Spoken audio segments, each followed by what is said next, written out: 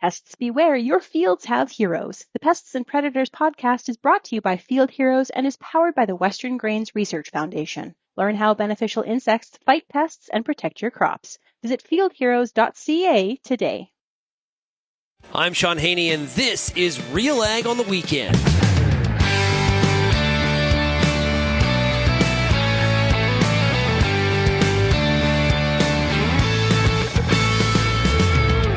Let's get real and get connected with the week that was in Canadian agriculture. RealAg on the Weekend starts now. Welcome, everybody, to RealAg on the Weekend. I'm your host, Shaun Haney of RealAgriculture.com. It is great to be with you. And this week produced a little bit of moisture in parts of Alberta, Saskatchewan, as well as a little bit into Manitoba, I believe, as well. But still some wildfire concerns, big time. That are too early in the year for wildfires. Man, that sucks. We got a great show for you here today. Looking forward to getting a chance to introduce you to the new Minister of Agriculture and Agri-Food in Canada is Minister Heath MacDonald. And I did a sit-down interview with him on Thursday of this week. I've got that audio for you here today. Looking forward to doing that. He seems pretty eager to hit the ground running and get some things accomplished. Time will tell. We will see on his ability to execute on that, but definitely seems like there's some very good intentions there from his standpoint. Of course, that was the part of the big surprise this week. Cody Blois, MP from Kings Hants in Nova Scotia, was not named as the Minister of Agriculture, and that had a lot of people sort of like, really? That's interesting. Not what we thought. If the Vegas odds makers were working on who was going to be in cabinet, I'm not sure that people had the odds you would have gotten would have been very advantageous for. It would have been a big payout when it came to Mr. MacDonald or Heath MacDonald being mentioned or brought forward as the Minister of Agriculture. We're also going to talk today about the AEM numbers. The Association of Equipment Manufacturers have their numbers out for the end of April as it applies to machinery sales. We're going to look at that a little bit because that ties into whether, how farmers feel about capital purchases right now. And there is a bit of a split, a bit of a difference that's happening in Canada in terms of machinery sales in comparison to the U.S. So we'll dig in a little bit on that. And I've also got some clips of some marketing stuff with Neil Townsend from GrainFox. I may have a little bit of weather stuff. We'll see how today's show goes, but I really appreciate you being here with us today. If you have any feedback, send me an email, shaney@realagriculture.com. You can also call the RealAg feedback line, 855-776-6147. Now, like I mentioned, sat down with the new Minister of Agriculture and Agri-Food for Canada. It is Heath MacDonald. He is another maritimer. He's from PEI, from Prince Edward Island. He's, I believe it's Wayne Easter's old riding, if you remember Wayne Easter, former Minister of Agriculture as well. Now, Lawrence MacAulay, who is the Ag Minister on two different occasions, he was also from PEI. So PEI is putting together a bit of a string here of people that are being the Ag Minister. I'm not sure what's in the water there in PEI, but definitely letting their presence be known in Canadian ag. But I'll talk about, after we're done the interview, some of my impressions of Minister MacDonald. But let's get to the audio. Here is the new Minister of Agriculture and Agri-Food in Canada. It is Mr. Heath MacDonald. I guess starting off, is this a role within Cabinet that you aspired for? No. But you know what, Shaun, my background, where I come from, obviously, it's a farming community. We're in rural Canada. Well, you could consider Prince Edward Island as rural. Yeah. So I've always, my mom's family actually were all farmers. So from pork to beef to potatoes, some grain crops. So I'm very familiar with it. But you know what? There's lots going on in the world today that I'm not familiar with, and I'm here to learn each and every day. Yeah, I don't know what it is about PEI, but it seems to have a bit of a place as for this role as Minister of Agriculture. Of course, one of your predecessors, Lawrence MacAulay, who didn't run, was twice the Minister of Agriculture. So obviously the island is very familiar with the industry for sure. I guess from a priority standpoint, and I know we're a couple days into this. So, but what are some of your top priorities and ambitions for yourself as Ag Minister, and how do you plan to make an impact here in the early days in this role? Well, I think first and foremost, it's reaching out to my counterparts across the country and understanding the regionality and the differences that we have to pay attention to. Making agriculture and agri-food a priority at the cabinet table. Ensuring that, because let's face it, farmers' success is my success. And that's not lost on me. Ministers will come and go. Farmers are here to stay. They're providing food to millions of Canadians and millions of people around the world. So we need to recognize the importance of processing and produce and farming in general to ensure that all my counterparts around the cabinet table understand the contribution that farmers make to not only, feeding a country and countries, but the economic value. And I think sometimes that gets lost in the conversation. We get pinpointed sometimes on issues from province to province or regionalities, but the economic value to every province and the farming communities is second to none. And it's not lost on me. It's number one in my province. And so I need to press continuously to the value of farming across the country. And one of the challenges, I think, in trying to probably communicate the industry's concerns to your fellow members in cabinet and the Prime Minister is the diversity of the industry. If you're the Minister of Transport, you got a couple railways and a few airlines, and their concerns are pretty, in parallel to each other. In agriculture, you talk to a dairy farmer in Abbotsford versus a lentil and grain farmer in Saskatchewan versus what's happening with potatoes in PEI. There's a lot of differences there. It is, and I think that's what you need to represent. And I think the regionality and the differences of issues, they change from province to province. And I've heard that clearly even in the briefings that I've had to date and the consultations with ministers across the country. I mean, everybody has their issues. Some of them are same, but farmers are farmers are farmers. We need to make sure that they're prosperous. We need to make sure that the government's doing everything it can to enhance their progress. And look, when farmers do well, most economics in every province do well. If farmers don't do well, then they're not going to. So if there's ministers sitting around that table, and I joke you not, that don't understand farming, they will by the time I'm done talking to them, because it will affect them one way or another. So we need to ensure that we are doing everything we can to educate everyone. And I'll be honest, sometimes in media you get wrapped up in issues from province to province to province. But at the end of the day, a farmer on PEI and a farmer in Alberta are the same. Only scale is the difference. And we need to ensure that we are consistent in what we do. The issues may be a little different, but certainly at the end of the day, they're doing the same job. You're listening to my conversation with the new Minister of Agriculture and Agri-Food for Canada. It is Mr. Heath MacDonald, MP from Prince Edward Island. And I've got more of our discussion coming up here after the break. But I think one thing he hit on there very well. If farmers do well, if farmers are doing well economically, I don't care if you're in PI, if you're in Abbotsford, if you're in Melford, or if you're in Red Deer. If the agriculture industry is doing financially well, that is a massive boost to the economy of that province and especially locally. It really is a driver locally in so many communities across this country. Just so many. It's so real. The number, you don't even need to do an in-depth study.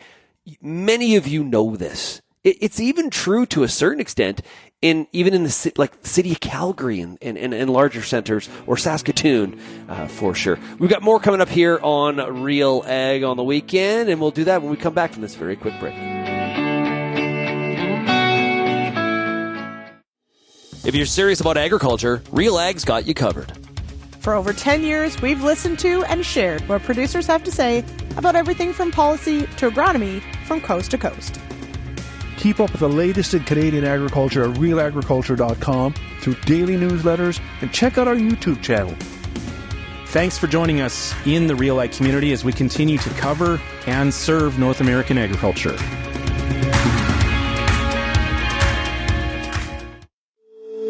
If you're involved in the agriculture industry, it's important to stay informed on all the latest issues affecting your business. At RealAgriculture.com, we offer fast, reliable news, information, and insights to help you keep on top of all of the latest in Canadian agriculture. Visit RealAgriculture.com and sign up for our free daily newsletter covering everything from news, agronomy, animal agriculture, and much more. Visit RealAgriculture.com/subscribe today. Let's continue my conversation with Minister MacDonald, who was named to the Carney Cabinet this week.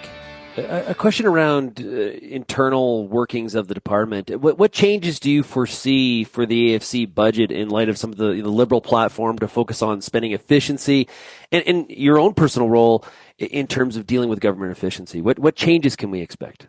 Well, my background came from finance minister in Prince Edward Island, Shaun. So, I respectfully, I get it. We need to be fiscally responsible because that's good for everybody. It doesn't matter what industry or sector you're in. But removing regulation burden, sometimes that doesn't cost anything. Ensuring that, if we're out here talking about new markets and ensuring that we're consistent with other countries on our regulatories, regulation, and policy is paramount to be successful. If we're not, for example, if it's taking us 2 years to approve something that's already being used in the EU, that's been approved for a number of years, then we need to change and we need to adapt. And if we don't, we're putting our farmers, our Canadian farmers, at a disadvantage. So these are some of the things that I want to pursue very quickly. And I think, Shaun, to be quite honest, I think the time is right for a reset. Governments need to change at all levels, not just federal, but provincial, municipal. I think we need to adapt. We're not living in the same world we were 5 years ago. So we need to adapt or we're going to be on the losing side of some of this stuff, and we need to move quickly. The Prime Minister has talked about national unity. Of course, he kind of went with the slogan during the campaign of elbows up.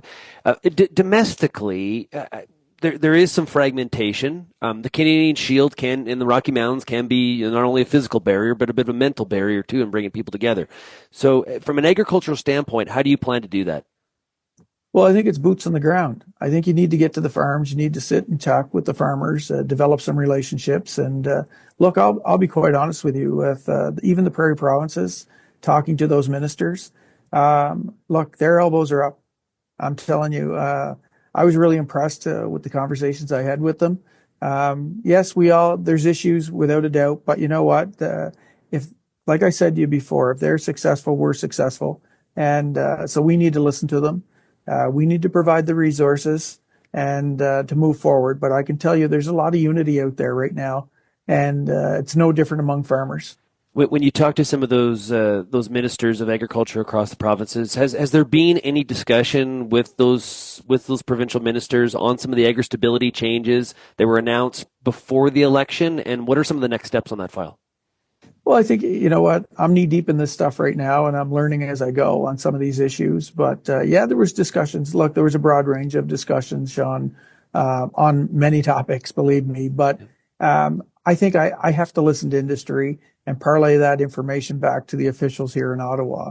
And that's exactly what I'm doing. But still, I've got lots to learn, without a doubt, and I'll learn each and every day. But back to boots on the ground, I think that's the most important thing, is to develop those relationships and get to those farms across the country as soon as possible. Well, maybe I'll see you at the Calgary Stampede. Hey, all right, sounds good. at that big reception. So, from a trade perspective, one of the criticisms that stakeholders in the industry have had is that there wasn't enough focus on developing markets and trade access during the Trudeau government. What are your thoughts there to increase exports of agricultural products? Well, we don't have a choice. We had one of the largest bilateral agreements with the U.S. in trade. So, and we know how fragile and fluid that is.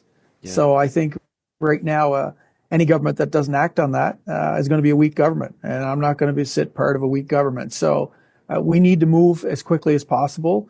Trade is certainly something that we need to do, diversification, and to do more domestically at home. And whether that's building out our processing, that's important as well. So we just need to move quickly, and we need everybody on the same page. Yeah. When do you intend to reach out to USDA Secretary Brooke Rollins?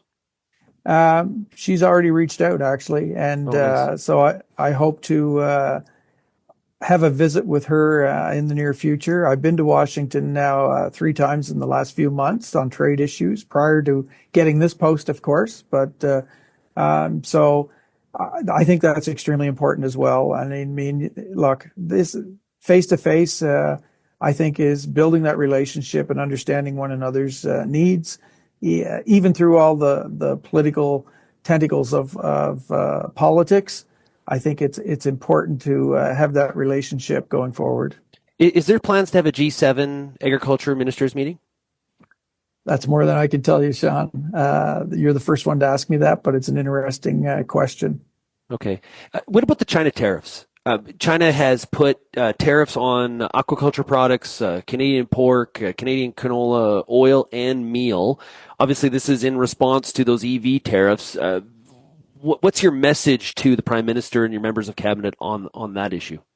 Well, anything to do with the tariffs is very fluid from either of those countries, the U.S. or China, and I think we have to pay attention to what's happening. I've had great discussions already with the Canola Council of Canada, I think it is. Get that right? Yeah. We had a good discussion yesterday with them on that, so I'm trying to get up to speed as fast as possible. Next week, I'll be meeting with the ambassador to China. Canadian ambassador to China. We have a meeting set up, so it's kind of a next step for me to ensure that what I'm doing. We talked yesterday to a consultant that's actually in China right now, trying to get up to speed. So, talking and doing everything I can to educate myself on the situation, and talking to farmers as well. So it's ongoing. It's a fluid situation. How we deal with it, it's my job is to keep it on the front of the table and ensure that we continue to talk about it at Cabinet and with the Prime Minister. And I don't think that's going to be a problem because he's very rehearsed in it and he understands the importance of it. This discussion that we're having, I know we're almost up against a hard stop here, so I'll finish up. I just want to learn a little bit more about Minister Heath MacDonald himself. What do farmers and ranchers across the country and some more American audience here on Sirius XM who's going to be very interested in Canada's new ag minister? What do they need to know about you? What's your superpower? What's that thing about you that you think that people are gonna really, really appreciate in this role from your perspective? That's a tough question, Shaun, but you know what? Look, I'm determined. I'm determined to make a difference. I'll do everything I can at this level to do that. I don't take no lightly, and my will is to find a way, and let's find a way, and to make farming as good as it can be, especially in these difficult times. But what you see is what you get. I'm not going to change. I'm going to be a dog with a bone, and we'll see where it takes me. Great stuff. We've been talking to the new Minister of Agriculture and Agri-Food for Canada. It is Mr. Heath MacDonald. Minister MacDonald, thank you so much for joining us here today. Thank you, Shaun. That was Minister Heath MacDonald, the Minister of Agriculture and Agri-Food for Canada. What's your thoughts? You heard it. That's the first time we've heard from him. Won't be the last. What do you think? Send me an email, shaney@realagriculture.com. We'll be right back on Real Ag on the Weekend right after this. Maximize productivity and profitability with an innovative all-in-one approach to farming. Combining accounting, business planning, agronomic field planning, and advanced technology, MNP Ag Intellect delivers personalized solutions that empower you to make confident, data-driven decisions. Visit mnp.ca today.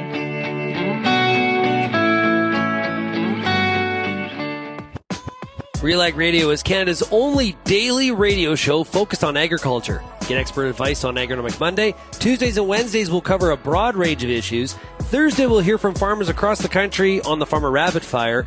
And we'll wrap things up Fridays with the RealAg Issues panel with Kelvin Hepner and Lindsay Smith. Join us Monday through Friday at 4:30 Eastern. And don't forget about the replay at 7 in the morning on Rural Radio 147, Sirius XM.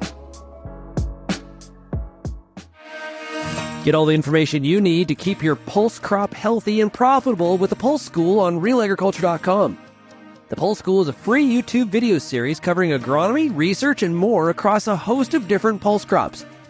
It's also available as an audio podcast wherever you download or stream your favorite podcasts.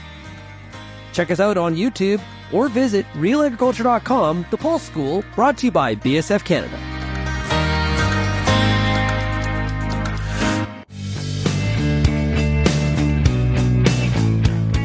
Really would like your feedback on what we heard there from Minister MacDonald. And a lot of people have been asking me, what's my impression?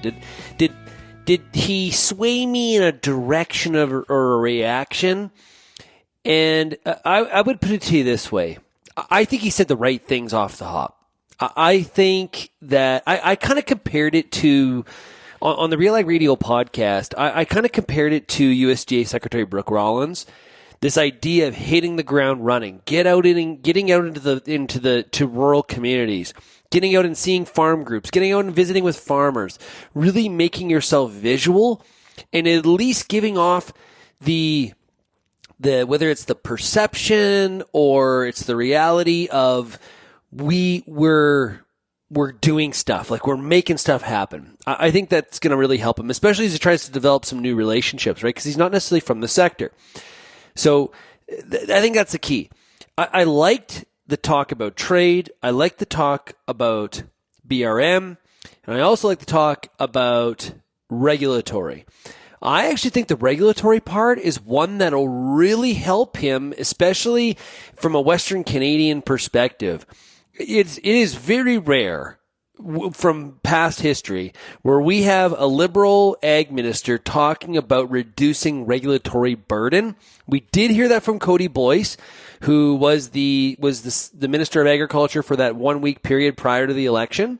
We did hear from him, and now we're hearing it as well from Minister MacDonald. I think that's refreshing, and I hope they follow through on that. But those are my reactions. We're going to have to wait and see.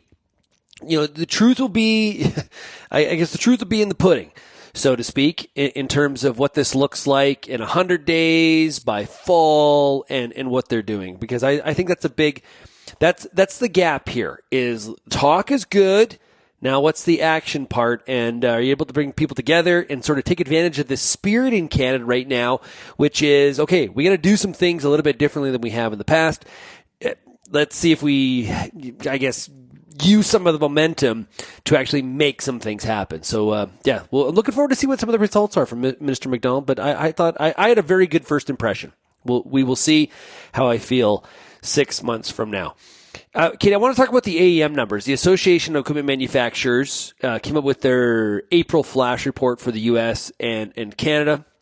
We saw in our Canadian Farmer Sentiment Index is right now a good time to make farm investments, equipment, capital, land, building, stuff like that. Still pretty negative. It is higher than where it was in January, but it's still relatively low. I think it's hanging around the mid-60s at a 200. Okay, so 100's neutral, and we're in the 60s. So we're still pretty negative on that front. When we look at some of the cost cutting that farmers told us about at the beginning of the year, okay, actually going back to October, so the end of last calendar year, equipment purchases were one of the things where farmers were going to cut some costs. Now, and that was also the case in the U.S., but what we have seen is maybe the American farmers followed through with that a little bit better than some of the Canadian farmers. The Canadian equipment numbers could be worse. They could be worse is my reaction. So this week, the AEM came out with their numbers, and I'm just going to pull up the report here real quick. But, okay, so year to date, because I think the year to date is a little bit more important to look at than just the April numbers. But year to date, two-wheel drive tractors are up 1% over last year. Okay. Four-wheel drive tractors are up 46% compared to last year. And self-propelled combines, so combines are down 7.9. Okay. So that doesn't sound terrible. It could be a lot worse. It really, really could be a lot worse. Now, if you look at like last October though, we were a lot stronger. So here we're looking at 2024, we got 25. So we look back to we're below the 5-year average on tractors and combines. Okay, from 2020 to 24, so we're below the 5-year average, but we're right on pace right now with 2022 on the month to month. So it's rather interesting, and there is some natural flow of equipment sales if you look at the 5-year chart.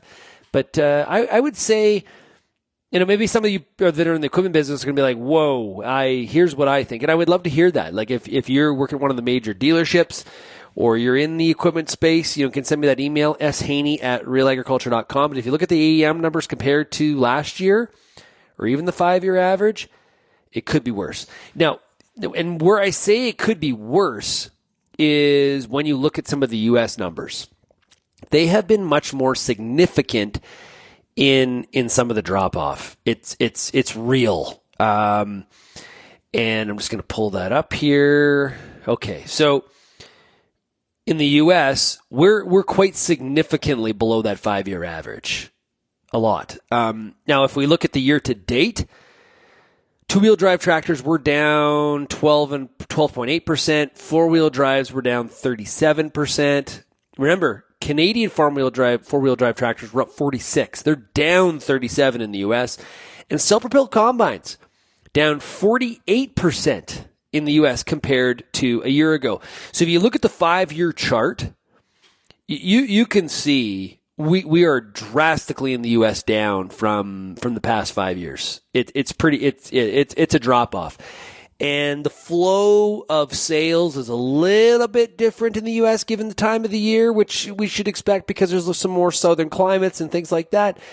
But we're not off to a very good hop. A lot more units being sold, though, in April than were sold in January, February, and March. So they are on the incline, okay, as the year's going on here. But they should be because they are every year. January is a pretty low month when it comes to tractor and combine sales, according to some of the 5-year numbers here that I'm looking at from AEM. And this is, again, this gets back to the comment, if farmers are doing well, rural communities are doing well. And if rural communities have economic activity, that's good for some of the neighboring cities. And overall, it's good for the Canadian economy. And so this is a bit of a litmus test or a little bit of a guide on how areas of rural Canada and the U.S. are doing. And you think about it, you're like, what are you talking about? If you are in a small town, let's pick on Rosetown, Saskatchewan, or High River, Alberta. Okay, both have multiple equipment dealerships. If farmers are going into those dealerships and they are spending money, that means there's jobs for people in the parts department, the salesperson, other services that service that dealership, right? Those people have jobs. They're spending money in the community as well. If there's a cutback and farmers aren't spending money at that dealership, maybe they're not getting the repairs and maintenance, maybe they're not buying new machinery, maybe they're not buying the used equipment. That just slows the whole thing down. And so you can see that after effect. It's a really good example of how some of this economic activity really carries through. So yeah, I just think it's and the numbers are different between the US and Canada. Indeed, and we'll have to see what the rest of the year brings. And part of that will have a lot to do with some of the profitability. And the question, are Canadian farmers doing a little bit better in 2025 than some of the American farmers? I guess time will tell and what that looks like, and we're here to cover it all. Okay, we got more coming up here on Real Ag on the Weekend. I'm Shaun Haney of RealAgriculture.com, and I'll be back right after this.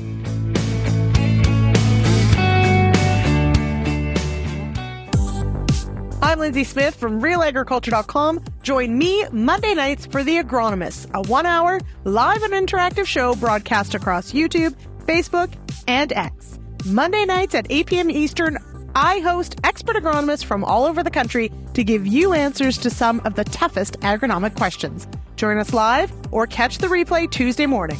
That's The Agronomist with me, Lindsay Smith, Monday nights live at 8 p.m. Eastern. The Canola School on RealAgriculture.com is your one-stop shop for everything a canola grower needs. check out our free video series on YouTube for all the latest in canola agronomy, research, marketing, and more. Don't have time to watch? Download the podcast version of the Canola School on RealAgriculture.com or anywhere you download your podcasts.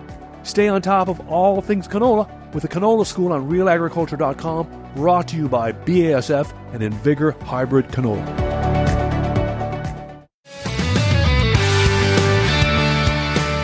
Now, one of the nice things from this week was we had some rain. Yes, we had some rain. I was in Calgary, Alberta on Wednesday night. It poured all night. Talked to a farmer in the High River area.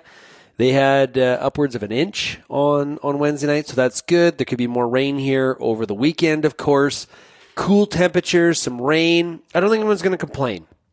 Not a really terribly warm May-long weekend at all. By the way, did you know that in Ontario, they call this May 2-4?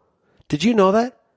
I didn't. I really came to that this week on the Real Ag Radio podcast. I really came to that recognition of that. Western Canada really calls it May long. So I was awoken to that whole difference this week for sure. But the rain is needed. I think overall we're not going to turn it down. We'll take a cool camping weekend for all the people in the city in order to get a little bit more moisture. I actually thought on Wednesday night in Calgary it might actually snow. It had that kind of feel to the air temperature and the sky, and we take a big dump of that heavy wet snow right now too. That just melts and goes right into the ground. And boy, timing is everything. You talk about an inch of rain here in the middle of May versus no rain and how dry we are, and we don't get that inch of rain till a month from now. That's a big difference. This is a real kick to life. Like this is a wow. Couldn't come at a better time, and we'll probably take some more of it as farmers are trying to, most part, get wrapped up in seeding, and we're going to be in crop very, very soon. I do want to mention this. I had a couple conversations this week. I talked to Manitoba Hydro, where we talked about farmers operating around power lines and hydro lines. Be careful.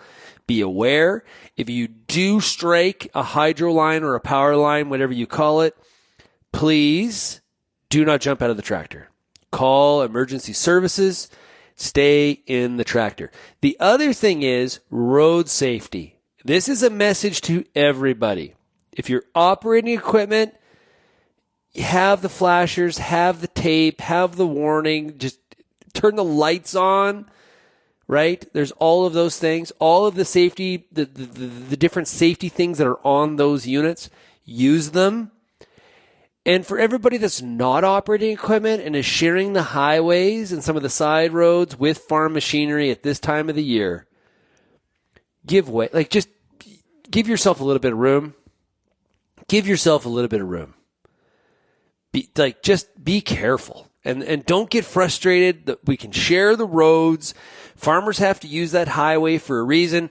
Some of the farmers around, say, the Highway 2 corridor in Alberta, it's not fun dragging equipment out onto some of those roads and trying to do some of those crossings and things like that. It is not fun. And the business around Saskatoon, if farmers had other options, they would take it. Okay, so just everybody, let's stay safe out there. The last thing we want to do is have some sort of accidents on the highways between cars and farm machinery. We know who the loser is in that. And we definitely don't want to get anybody hurt or unfortunately killed for sure. And farmers, you be responsible out there as well. Earlier this week on the Real Ag Radio podcast, and I encourage you to find Real Ag Radio wherever you get your podcasts, I chatted with Neil Townsend of GrainFox. He's based out of Winnipeg, Manitoba. And I asked him about the canola market. Here's what he had to say. Yeah, I think canola, obviously, we're a little bit horse blinded here by the fact that we don't have a benchmark supply and demand balance that we can really rely on in terms of, it looks like things are going towards a negative carryout because the usage is so high. Like if we were just to use straight Stats Canada data, But I mean, I think the expectation is that what we've shown here is that even when there are some hurdles and some, headwinds, the canola market is resilient. And I think we got to remember that it's a premium oil seed. The oil content is strongly valued. The meal is also valued, but the oil content is strongly valued. And we can find a market for it even when we have struggles with two of our main markets, the United States, A, and B, China. Now, I think the U.S. situation is probably going to be resolved, in particular if there's a lot of reasons probably for them to put restrictions on the used cooking oil. Beyond just mere like trade and tariff issues. I mean, that's a market that's, it's dirty oil to begin with, and it's sort of a dirty market. So you can see why they might do that. And I think that raises what, domestically produced soybean oil in the U.S. and also Canadian canola oil. So I'm pretty optimistic about canola right now. I think the price can hold. And then I think there's upside, especially if we start to hear these narratives about, a very dry summer or hot conditions in Canada, because I mean, there really isn't another crop that, the European crop or the Black Sea crop, they look ordinary at best, not something that's going to tilt the supply and demand balance. That was some market commentary from Neil Townsend of GrainFox. And some other big canola news that happened this week on Thursday was the House Ways and Means Committee in the U.S.